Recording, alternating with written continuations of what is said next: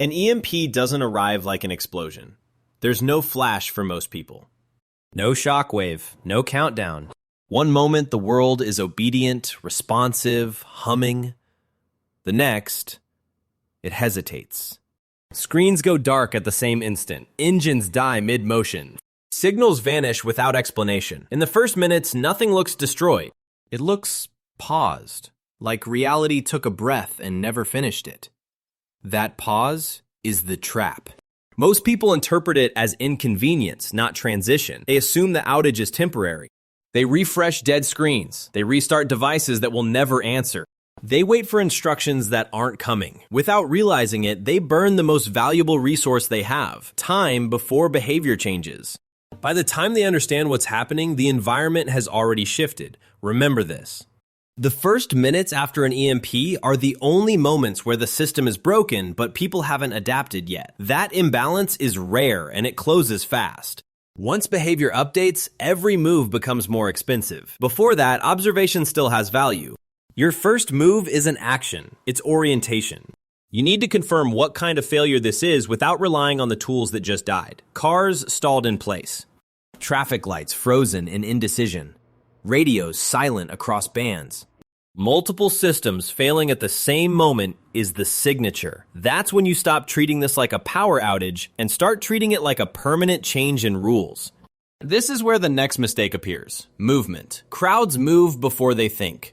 Stores fill with urgency instead of planning. Roads choke as people try to outrun each other to the same destinations using the same assumptions. That's how friction forms. Friction creates pressure. Pressure creates mistakes that can't be taken back. You don't need to go far. You need to go deliberate. Distance doesn't equal safety in the first minutes. Timing does. The more people around you act at once, the more predictable and dangerous the environment becomes. In these moments, attention is your shield. Watch who panics and broadcasts it. Watch who freezes completely. Watch who starts issuing instructions they don't have authority to give. Power always tries to reappear quickly after it disappears, and it usually does so in the wrong hands first. Confidence without verification is a warning sign now. Noise increases before violence does. Voices sharpen. Conversations speed up. Eye contact breaks. People stop listening and start performing urgency. That behavioral shift is the signal you're waiting for. It tells you when the social contract has started to tear, even if nothing physical has happened yet. This is your cue. You're not surviving an EMP yet. You're surviving the interpretation of it. The people who misread this moment will make irreversible decisions while thinking they're being proactive. The ones who slow down, compress their world, and observe will still have options when others don't. This isn't about gear or preparation lists. It's about not being early to chaos. Chaos rewards timing mistakes brutally. Being first rarely means being right. Being measured keeps you unremarkable, and unremarkable lasts longer than bold. The EMP didn't destroy civilization. It removed the buffer that kept mistakes from mattering immediately. What you do in these first minutes decides whether the next days are spent reacting to other people's decisions or choosing your own. Drop your city in the comments. I want to see where the survivors are watching from, and hit subscribe while you're here. Once the first minutes pass, the environment starts lying to you. Nothing looks urgent yet. Buildings still stand, the sky hasn't changed. Most people are still alive and upright. That visual normalcy creates a dangerous illusion. The idea that you still have time to behave normally. You don't. What's happening now isn't destruction. It's misalignment. People expect danger to appear immediately. Fire, sirens, violence. It doesn't. What appears first is delay between cause and response. Systems fail all at once, but people fail in sequence. That staggered failure creates false safety. You see others moving and assume movement is safe. You see roads open and assume they'll stay that way. This is where movement becomes deadly. The crowd's instinct is simple. Go somewhere. Home. Stores, gas stations. Out of town. Anywhere that feels like control. But after an EMP, movement isn't freedom. It's exposure. Every step you take introduces variables you can't measure anymore. Traffic patterns collapse unevenly. Signals don't coordinate. Vehicles stop where they stop, not where you want them to. You don't navigate this. You get absorbed by it. Remember this, after an EMP, the most dangerous place is where everyone agrees to go. Consensus creates compression. Compression creates friction. Friction creates conflict long before violence appears. Fuel becomes useless faster than food. Modern vehicles weren't built to survive electrical shock. Stalled cars don't move themselves. Highways turn into static traps made of metal, impatience, and heat. Side streets clog with half decisions and abandoned intentions. Staying put isn't passive, it's strategic. Stillness preserves options. Movement spins them. This is the moment to compress your world, not expand it. Reduce your footprint. Shrink your radius. Learn what still functions around you instead of chasing what you hope still works elsewhere. If you're indoors, containment matters more than escape. If you're outside, shelter matters more than distance. People who rush expose patterns. Patterns get exploited. You'll notice it quickly. Some individuals start directing others. Not officially, confidently. They speak in complete sentences when everyone else is unsure. Authority rushes to fill vacuums, and most of it is improvised. Improvised authority is dangerous because it has nothing to lose. The louder the certainty, the thinner the foundation. This is also when information becomes toxic. Rumors outrun reality. Someone heard the grid will be back. Someone else knows it's temporary. These statements don't calm people. They delay adaptation. Delay is lethal when conditions are changing underneath you. False reassurance keeps people moving in the wrong direction longer than panic ever could. You don't need answers yet, you need positioning. Where you are when night comes matters more than where you plan to be. Darkness rewrites rules. Sound travels farther. Groups tighten. Patience thins. The people who moved early will now be stuck together, stressed, visible, and watching each other for signs of weakness or blame. You don't want any part of that. The goal of this phase isn't supplies. It's geometry, angles, distance, lines of sight. Predictability. Be hard to notice. Be slow to commit. Be early to stillness. Let others reveal their urgency, their habits, their mistakes. The EMP took electricity. Human behavior is what turns it into a threat. By the time hours pass, the mistake shifts. The panic phase thins out and people start doing what feels productive. They search for objects, food, tools, fuel, things they can carry, count, and defend. That focus feels logical, and it's wrong. After an EMP, visible resources don't decide outcomes first. Invisible systems do. Water is the first one people misunderstand. Not quantity, access. Pumps don't run without power. Pressure drops unevenly. Upper floors lose supply first, sometimes without warning. Faucets that still work now won't later. Water becomes positional, not portable. Knowing where it exists and who else knows matters more than how many bottles you have. Temperature control is next. Modern buildings are not passive shelters. They rely on powered airflow to stay livable. Without it, heat and cold don't dissipate. They accumulate. Rooms trap moisture. Mold blooms fast. Cold settles into concrete. Heat turns upper floors into ovens. Comfort disappears long before danger announces itself. Spaces that felt safe yesterday quietly become liabilities. Remember this. After an EMP, buildings don't fail dramatically. They fail subtly. And subtle failures get ignored until they're irreversible. Sleep is the third invisible resource and the most underestimated. Not rest, timing. People sleep when fear allows, not when it's efficient. That desynchronizes groups. Some stay awake too long. Others crash at the wrong hours. Fatigue doesn't just make you tired. It makes you loud, sloppy, predictable. Predictability draws attention, and attention is expensive now. This is where social pressure increases. Humans don't like uncertainty alone. Grouping up feels safe. Strength in numbers sounds rational. But early groups form without structure, without roles, without trust. They burn calories negotiating decisions that shouldn't exist yet. That friction costs more than solitude if you don't choose carefully. You don't need isolation. You need selective proximity. Being near people isn't the same as being entangled with them. Observe first. Distance buys information. Commitment spends it. Watch who solves problems without announcing it. Watch who listens more than they speak. Watch who adapts quietly instead of narrating confidence. Those behaviors signal flexibility. Watch the opposite too. People who demand agreement, rush decisions, or push optimism are liabilities in this phase. Optimism speeds commitment before conditions are known.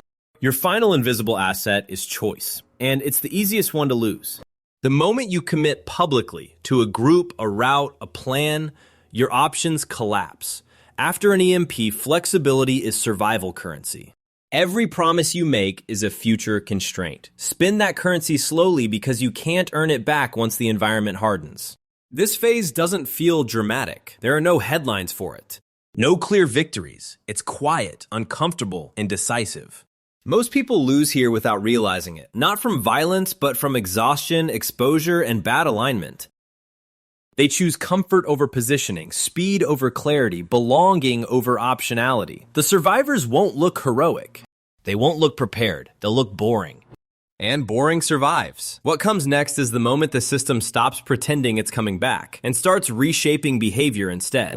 That's where mistakes stop being reversible. Night doesn't arrive gently after an EMP. It drops like a switch flipped by someone who knows exactly what they're doing. The city doesn't just get darker, it becomes uneven. Some buildings glow faintly on backup power, others disappear entirely. That contrast matters more than distance now. Light becomes a signal, and signals invite interpretation. This is where most people fail without realizing it. They behave like it's still day. During daylight, movement blends in. At night, it broadcasts. Sound travels farther when the air cools. Footsteps sharpen. A single door closing too hard becomes a location marker. A raised voice draws a map around its owner. People who felt invisible hours ago suddenly aren't. They didn't change. The rules did. Remember this. Darkness doesn't hide you. It reveals contrast. The first night exposes the difference between planning and assuming. Some spaces are already claimed, not violently, but deliberately. Stairwells are controlled, entry points are watched. Doors are no longer neutral objects. They're boundaries with memory. Someone decides who belongs inside and who doesn't, and that decision hardens quickly. No announcements are needed. Control at night doesn't explain itself. And it gets worse. Fear doesn't behave consistently. For some people, it sharpens awareness. For others, it strips it away. You'll hear arguments ignite and extinguish in seconds, like matches flicked in the dark. You'll hear footsteps change pace, faster, then slower, then stop. The city contracts around resources the way a muscle tightens around bone. Space shrinks. Tolerance thins. This is where it turns lethal. Not through obvious violence, but through misjudgment. People move when they shouldn't. They approach light because it feels like safety. They follow voices because they sound human. At night, signals lie. Light can mean surveillance. Voices can be bait. Familiar sounds don't guarantee familiar intent. The mistake doesn't kill you immediately. It waits until you trust the wrong cue. Your goal tonight isn't progress. It's non-participation. You don't need to explore. You don't need to secure new ground. You don't need to prove awareness. You need to avoid being memorable. The people who stand out tonight will be remembered tomorrow. And memory is expensive in environments like this. You don't need to see everything. You need to avoid being seen doing anything that draws interpretation. Movement creates stories. Stories create reputations. Reputations form fast when there's no official record to contradict them. Once you're labeled helpful, threatening, weak, useful, it sticks. Sleep, if it comes, will be light and fractured. That's not failure. That's adaptation. What matters isn't how long you sleep, but where you wake up. Waking up inside a choice is different from waking up inside an obligation. The first night decides which one you get. By morning, the environment remembers what happened in the dark. Who moved, who stayed quiet, who tested boundaries, who respected them. The EMP removed the grid that enforced behavior. Night removes the excuses people use to hide behind. After this, the city won't feel neutral again. By the second day, the question stops being what happened. That question is useless now. The new question is who has what. The environment no longer reacts to explanations. It reacts to leverage. Food, water, space, information, not as resources, but as gates. Whoever controls the gates controls behavior without raising their voice. This is the shift most people miss. They expect violence to announce power. Instead, power arrives quietly, through access. A door that used to be open isn't. A stairwell has a watcher. A water source has rules that weren't posted yesterday. None of this is debated. It's enforced by absence. You either pass or you don't. Remember this. Power doesn't need electricity. It needs leverage.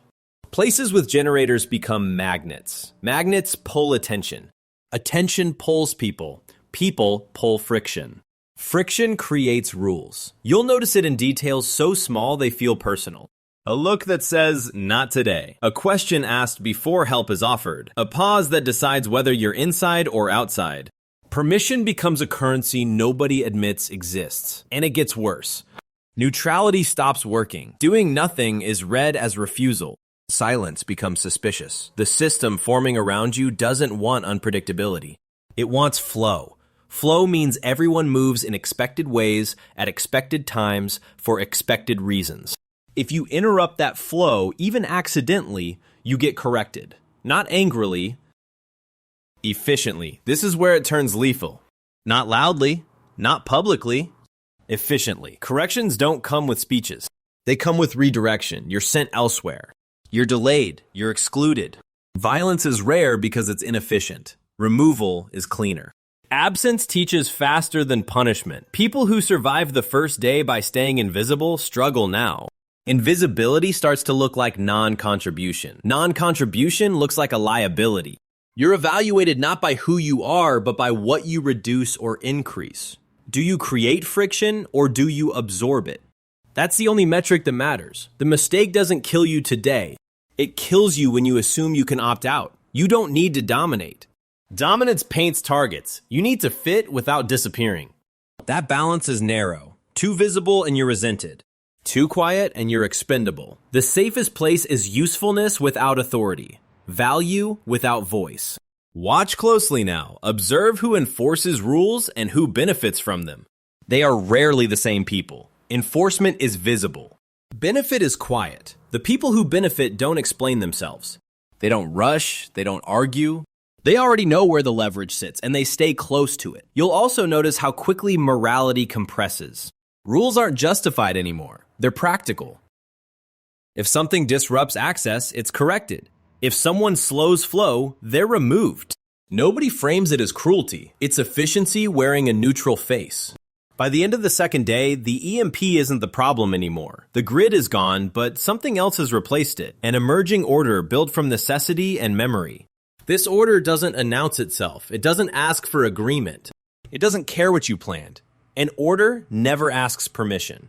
By the time the days stack, the realization arrives quietly and all at once. There is no reset coming. No restoration window. No moment where someone admits this was temporary. The world doesn't announce permanence. It just keeps behaving as if it already decided. This is where survival becomes irreversible. Not because conditions worsen, but because choices stop being refundable. The problem isn't scarcity, it's commitment. Every decision now closes doors behind you. Who you stayed with becomes your reference group. Where you slept becomes your territory. What you accepted becomes precedent. What you ignored becomes consent. The system remembers even when people don't speak about it. Memory doesn't need paperwork. It lives in patterns and expectations. Remember this: collapse doesn't punish mistakes.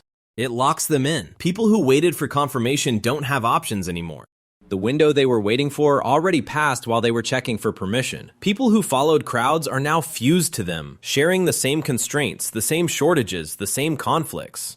People who moved fast burned energy they can't replace. The EMP didn't kill them. Their timing did, and it gets worse. Hope becomes dangerous here, not because it's false, but because it motivates movement. Movement attracts attention. Attention invites correction. By now, the system prefers stability over improvement. Anything that threatens balance, even positive change, is treated as disruption. Hope sounds like noise in an environment optimized for quiet control. This is where it turns lethal. Not for the weak, for the hopeful. Hope convinces people they're owed a future, that something better is coming if they just hold out or push forward. But the system that formed without electricity doesn't recognize entitlement. It only recognizes friction. When hope creates friction, it gets ground down like anything else. The mistake doesn't end you immediately. It ends your ability to choose differently. By this stage, survival isn't about doing the right thing.